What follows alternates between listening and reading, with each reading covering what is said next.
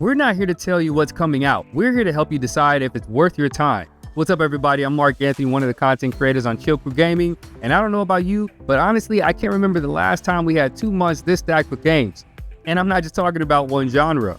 Whether you're into fighting games, action RPGs, Soulslike, strategy, survival horror, co-op adventures, sci-fi, or anime-inspired games, July and August have something for just about everybody. Honestly, I think this is the strongest back-to-back release windows we've seen in the past 5 years. So today we're breaking down every major game releasing over the next couple of months, not just the release dates. We're talking who the game is for, what type of game it is, what the story is all about, what it reminds us of, the platforms, physical or digital, pricing, pre-order availability, and whether this is something you should have on your radar. The goal here at Chill Crew Gaming is simple. We want you to spend less time wondering what to play and more time actually enjoying great games. So let's jump in. ZeroSpace, with the release date of July 20th, 2026 early access, is on PC through Steam. It's digital only at early access launch. The final early access price has not been clearly displayed on the official Steam listing as of this recording. As for pre-orders, traditional pre-orders do not appear to be available. Players can wishlist the game through Steam. The game type: real-time strategy mixed with a cinematic, choice-driven RPG campaign. Single-player campaign, cooperative play, competitive multiplayer, and large-scale strategic modes. Now, who is this game for? ZeroSpace is for RTS players who have been waiting for something new to challenge the space that games like StarCraft II, Command & Conquer, Warcraft 3, and Homeworld have occupied for years. It is also aimed at players who enjoy the storytelling, companion relationships, and decision-making of games like Mass Effect. So this is not just for the hardcore player who wants to memorize build orders and climb a competitive ladder. It may also appeal to people who enjoy character-driven science fiction stories, but normally find traditional RTS games intimidating. You may be asking yourself, what is ZeroSpace about? ZeroSpace places you in command of forces operating within the Orion sector, where multiple alien civilizations are fighting for control of the galaxy. In the main campaign, you take on the role of Aster, a commander associated with the Protectorate. Humanity is at risk of losing access to interstellar travel, which could leave the species isolated and send civilization into the new age of decline. To stop that from happening, you will recruit crew members, build relationships, upgrade your mothership, command armies, and make political decisions that can influence humanity's future. But the game is not presenting every conflict as a simple battle between good and evil. Different factions have their own goals, histories, and reasons for fighting, and the choices you make can affect your alliances and the direction of the story. Now, how does it play? On the battlefield, ZeroSpace is a traditional real-time strategy game at its core. You gather resources, construct forces, choose unit compositions, and control infantry, artillery, aircraft, large machines, and orbital abilities. The developers are also adding multiple factions and mercenary groups that can be combined to create different armies and playstyles. Outside of battle, the game expands into more of an RPG structure. You interact with your crew, manage your mothership, make dialogue choices, and determine which groups you support. The combination is important because many RTS campaigns treat the story as something that happens between missions. ZeroSpace is trying to make the story, relationships, and decisions feel like an equally important part of the experience. So what does it resemble? The easiest comparison is StarCraft mixed with Mass Effect. The large armies, science fiction, factions, and competitive focus resemble StarCraft, while the crew relationships, dialogue choices, and space opera campaign are closer to Mass Effect. There are also pieces of Warcraft 3 in the way major characters and RPG mechanics are woven into the strategy of gameplay. But what makes it really stand out? The biggest selling point is that ZeroSpace is trying to serve 2 audiences at once. Competitive RTS players can focus on factions, counters, army compositions, and multiplayer matches. Story-focused players can experience a cinematic campaign where decisions and relationships matter. The game also includes cooperative options, meaning players may be able to enjoy parts of its strategy systems without immediately entering competitive multiplayer. Now, physical editions versus special editions, I know. But because ZeroSpace is launching in early access on PC, there is currently no announced physical edition. There is also no publicly confirmed deluxe or collector's edition at this time. That may change though when the game reaches its full release. But right now, this should be treated as a digital early access purchase. As for pre-order bonuses, no additional pre-order bonus has been confirmed. Players can currently wishlist the game and follow its development through Steam and the official ZeroSpace channels. Now, what's the Chill Crew Gaming take? ZeroSpace may be one of the most important games on the list for a very specific reason. The RTS genre needs new blood. We still have people playing StarCraft 2, Age of Empires, and older Command & Conquer games because those experiences have been difficult to replace. ZeroSpace looks like it understands that simply copying StarCraft is not enough. It is adding relationships, choices, and cinematic campaign, cooperative play, and more accessible systems to reach players who may love strategy but do not want to spend every match sweating against somebody who has been playing RTS games for 20 years. The biggest thing to remember is that this is early access release. That means balancing performance, content, and features may continue to change after July 20th. Anyone expecting a completely finished final product should understand what early access means before playing.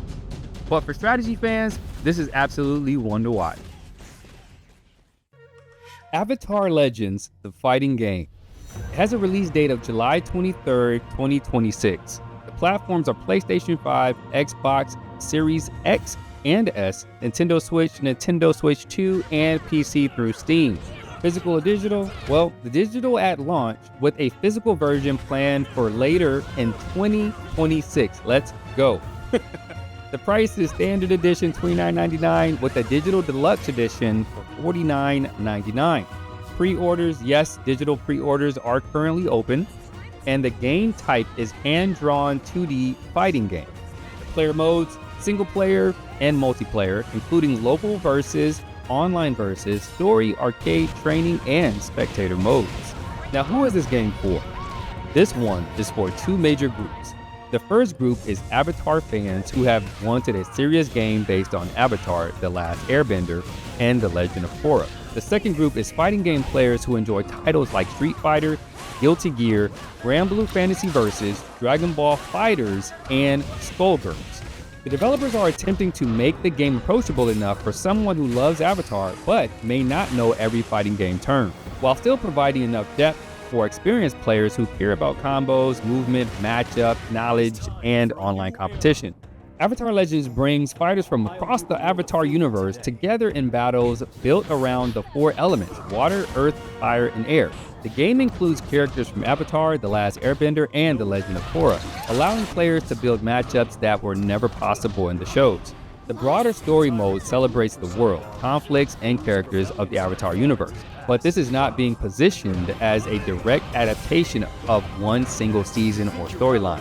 Instead, it acts as more like a crossover fighting game experience that pulls from different periods of Avatar history. At launch, the game features 12 playable fighters, along with support characters that can assist during battle. But how does it play? Avatar Legends is a 2D fighter with hand-drawn animation designed to resemble the visual style of the animated series. Every character uses a fighting style connected to their personality, training, and elemental abilities. Waterbenders can control space and create flowing attacks. Earthbenders are likely to emphasize power, defense, and controlling the ground. Firebenders focus on aggression and pressure. Airbenders use speed, movement, and evasive techniques. Non-bending characters such as Sokka rely more heavily on weapons, tools, and physical skill. The game also uses support characters, meaning players may be able to call in assists or create team-based strategies without the game becoming a full traditional tag fight. For online play, the developers have promoted rollback netcode and cross-platform play, two major features of maintaining responsive matches and a larger combined player population. But what does it resemble? Visually, it may remind players of Guilty Gear Strive, Dragon Ball FighterZ, and Skullgirls because of its expressive 2D animation. Structurally, it appears closer to an accessible one-on-one fighter with support mechanics. That means Avatar fans should not expect an open-world action-adventure game. This is a dedicated fighting game built around learning characters, practicing combos, and playing repeated matches. What makes it stand out? Avatar's bending system naturally fits a fighting game. Each element already represents a different philosophy of movement and combat, which gives the developers a strong foundation for creating characters who feel genuinely different from one another. The game is also launching at $29.99 rather than the $60 or $70 price normally attached to major fighting games. That lower entry price could make it easier for Avatar fans to try the genre without making a full price commitment. The standard and digital deluxe editions are currently listed at $29.99 and $49.99. As far as physical editions and special editions, the initial July release is primarily digital. A physical version, yes sir, is planned for later in 2026 rather than day one, so collectors may want to wait for the information before buying digitally. A Nintendo Switch 2 specific version and physical release have also been reported for later availability, depending on the platform and region. The Digital Deluxe Edition is priced at $49.99. It includes the base game and additional content connected to the game's first year of support. Players should check the final store description on their platform before purchasing because individual downloadable characters and exact release timing may vary. It includes a Samurai Appa support character skin, exclusive color variations of Aang, Korra, Zuko, and Katara, as well as Toph and Sokka. Access to the closed beta, although that beta period took place from July 2nd through July 5th, has already passed as of this recording. Pre-orders remain available ahead of the July 23rd launch. So what's the Chill Crew Gaming take?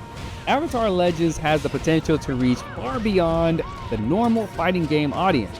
There are millions of people who know Aang, Korra, Zuko, Toph, Katara, but may have never spent serious time with Street Fighter or Tekken. The $29.99 price makes the game more inviting, and crossplay should make it easier to find matches across different systems. The biggest question is whether the game can satisfy both sides of its audience. Avatar fans will want recognizable characters, strong animation, meaningful story content, and attacks that feel faithful to the shows. Competitive players will want good balance, responsive controls, reliable online play, and enough depth to keep learning after the first few weeks. If it delivers on both, this could become much more than a licensed fighting game. The Relic First Guardian. Release date, July 31st, 2026 for PlayStation 5 and PC. Xbox Series X and S, Nintendo Switch 2 versions planned for later. Platforms are PlayStation 5 and PC at launch, and Xbox Series X and S and Nintendo Switch 2 versions expected later this year. Both physical and digital versions are available, although physical edition availability may depend on platform and region. For the price, we're looking at standard digital edition $49.99 on PlayStation 5. Collector and special edition pricing varies by retailer and region. Pre-orders, yes, they are open. As for the game type, we're looking at a third-person dark fantasy action RPG with Souls-like influences, single-player modes, and we're going to talk about who this game is for. The Relic, the First Guardian, is players who enjoy dark fantasy demanding melee combat, large bosses, exploration, and character builds. If you like Dark Souls, Elden Ring, The Witcher, Black Myth Wukong, Neo, or Stellar Blade, this should probably be on your radar.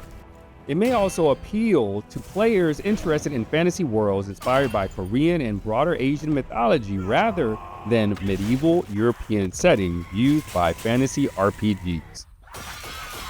What is the Relic First Guardian about? The game takes place in Arsiltis, a once prosperous land destroyed when a powerful relic shattered. The destruction transformed the kingdom into an apocalyptic landscape filled with monsters, corrupted beings, and emotional remnants of people who once lived there. Those remnants are known as relics. They contain memories, desires, promises, fears, and emotions left behind by the dead. You play as the last guardian, a warrior tasked with collecting the broken pieces of the Great Relic and restoring balance to the ruined world. As you travel through Arsiltis, you uncover the stories of its former inhabitants, confront powerful rulers and creatures, and slowly learn what caused the destruction in the first place. Now, how does it play? The Relic uses third-person action combat built around melee weapons, dodging, positioning, abilities, and boss encounters. Instead of relying on a normal character-level system, much of your progression comes from collecting and equipping relics. More than 70 relics are planned, and these can change your abilities, statistics, and combat approach. That means your build is connected directly to the objects and memories you discover throughout the world. The game also offers multiple weapon types, allowing players to create faster, more aggressive builds or heavier, more defensive ones. Exploration appears to be a major part of the experience as well, with interconnected environments, ruined settlements, hidden stories, and optional encounters. Now, what does it resemble? The clearest comparison is Dark Souls mixed with The Witcher and elements of Black Myth Wukong. The deliberate combat, dangerous enemies, and boss-focused design resemble a Soulslike. The wider fantasy journey and story-based exploration resemble The Witcher. Its visual style, mythology, and dramatic feature designs may remind players of Black Myth Wukong and Korean fantasy games. But what makes this game stand out?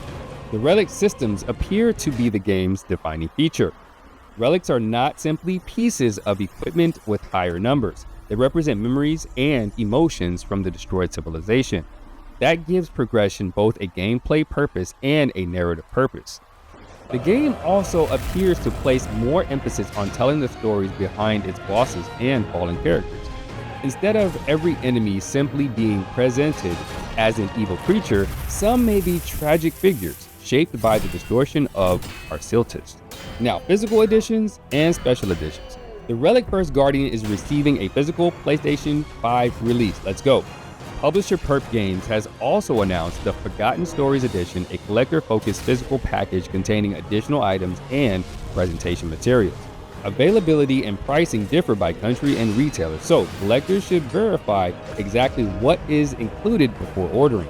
The Xbox and Nintendo Switch 2 versions are planned for a later date and may not launch alongside the PlayStation 5 and PC editions. As for pre-order bonuses, the announced digital pre-order bonus is called the Night of the Extinguished Flame. It includes an additional event or dungeon-related content package. The exact availability may depend on platform and edition, so check the listing before purchasing. So what's Choku Gaming's take? The Relic First Guardian is one of those games that could surprise people. It is entering a crowded action RPG market where every dark fantasy game gets compared to Dark Souls or Elden Ring. So simply having difficult combat and giant bosses will not be enough. What gives this game a chance to stand out is its Relic system, Asian-inspired world, and focus on the emotional stories left behind after a civilization collapse. The $49.99 price also places it below many new major releases. Our biggest question is how polished the game combat will feel. In a Souls-like, animation, hit detection, enemy tracking, dodging, and responsiveness matters more than almost anything else. If those systems feel right, the Relic could become one of the sleeper hits of the summer. Beast of Reincarnation. Release date is August 4th, 2026. Some digital storefronts may display August 3rd because of regional unlock times, but the global announced release date is August 4th. For the platforms, we're looking at PlayStation 5, Xbox Series X and S, and PC. It is also available through Xbox Game Pass on day one. As for physical and digital, we have both physical and digital editions are available. Crazy, let's go. As for the price, we're looking at standard edition $59.99, digital deluxe edition is $69.99, and yes, physical and digital pre-orders are open. The game type is single player, an action RPG combining real-time sword combat with command-based companion ability. As for the player modes, this is a single player game. But who is it for? Beast of Reincarnation is for players who enjoy story-driven action RPGs, technical sword combat, large creatures, companion mechanics, and post-apocalyptic world. It should appeal to fans of Nier Automata, Sekiro, Final Fantasy VII Remake, Monster Hunter, Kena, Bridge of Spirits, and Soulslike action games. It may also attract Pokemon fans who are curious to see what Game Freak can create outside of the franchise that made the studio famous. Now, what is Beast in Reincarnation about? The game takes place in Japan in the year 4026. Human civilization has been devastated by a spreading corruption known as the Blight. Nature has overtaken cities, machines roam alongside mutated creatures, and enormous beings known as Nushi dominate different regions of the world. The story follows Emma, an outcast who has been infected and changed by the Blight. She travels with Ku, a dog-like creature known as a Malefat, a type of being that most surviving humans consider dangerous. Emma and Ku must cross the ruined landscape, defeat powerful beasts, capture their abilities, and ultimately confront the Beast of Reincarnation. At the center of the story is the relationship between Emma and Ku, two beings rejected by the remaining world, who may also be humanity's best chance of survival. Now, how does it play? Emma handles the direct action combat. She uses a sword, dodge attacks, parries enemies, and performs special techniques. Ku fights beside her, but rather than controlling him like a second action character, you issue commands through a tactical menu. As Emma attacks and defends, she builds resources that allow Ku to use more powerful abilities called Bloom Arts. When selecting some of Ku's commands, time slows, giving you an opportunity to assess the battlefield and choose the right response. That creates a hybrid system. Emma's side of combat feels fast and skill-based, while Ku's commands introduce a more tactical, almost turn-based layer. Players can also unlock skills, change equipment, and develop different combat approaches as the journey continues. What does it resemble? The combat looks like a combination of Nier Automata's fast action, Sekiro's swordplay and parrying, Final Fantasy VII Remake's mix of real-time attacks and command menus, Monster Hunter's large creature battles, and Kena, Bridge of Spirits' emotional bond between a warrior and magical companions.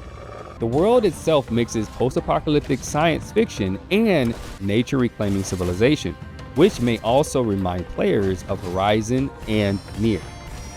But what really makes it stand out? The biggest surprise is the developer.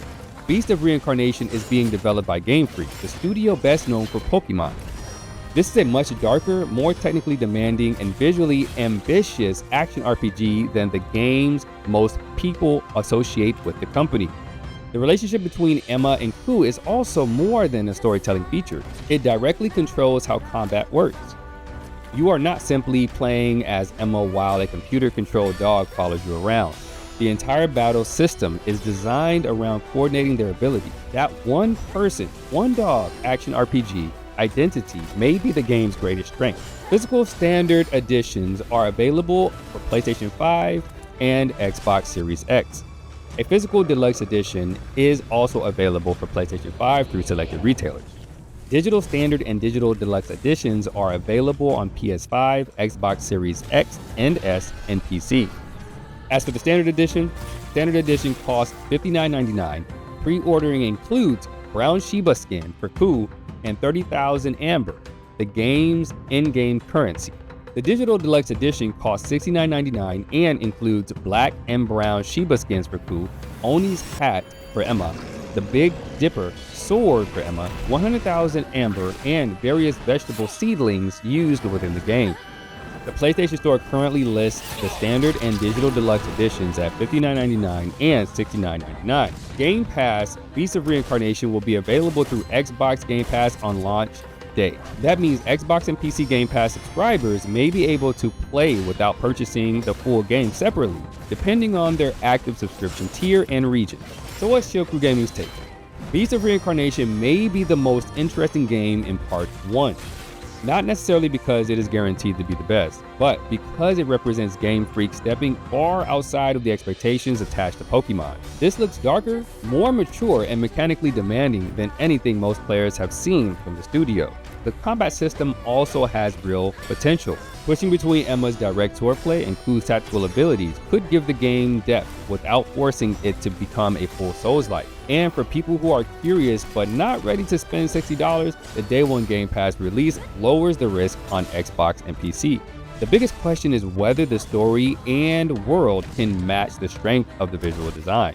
The trailers look impressive, but a game like this needs strong exploration, enemy variety, and a relationship between Emma and Ku that players actually care about.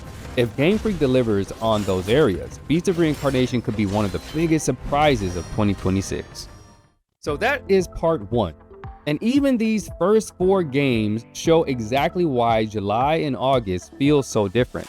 ZeroSpace is coming after the strategy audience. Avatar Legends is giving fighting game players and Avatar fans something they have wanted for years.